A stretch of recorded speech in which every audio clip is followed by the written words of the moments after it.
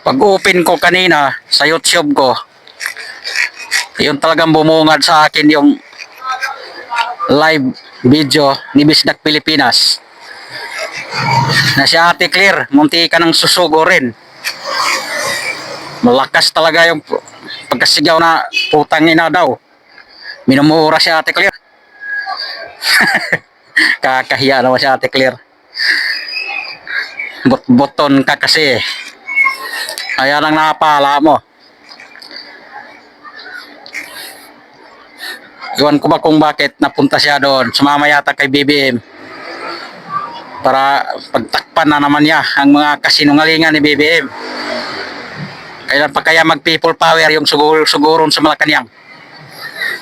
Para matapos na ang problema niyan. Hindi ma-antoy.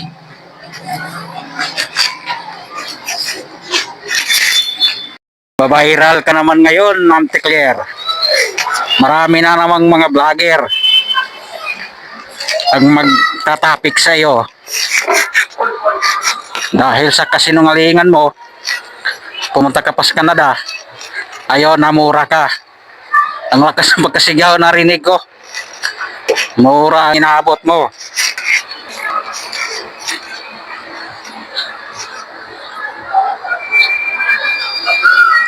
Yan ang dapat sa'yo.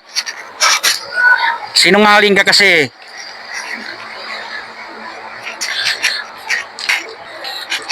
Kawawa. Daming vlogger ngayong nakutin sa'yo. Sinugod talaga.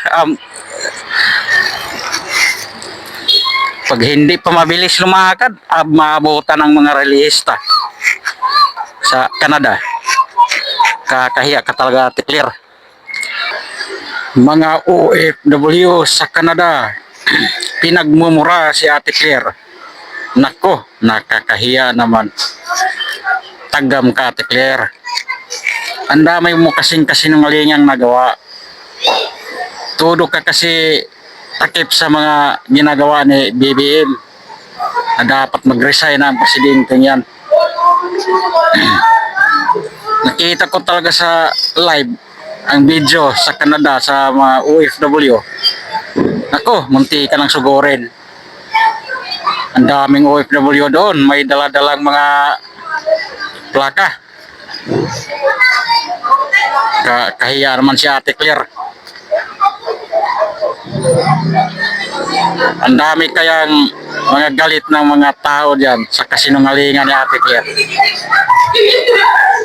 Yan ang inabot mo, Ate Claire, mura ng mga rallyista, ng mga OFW sa Canada.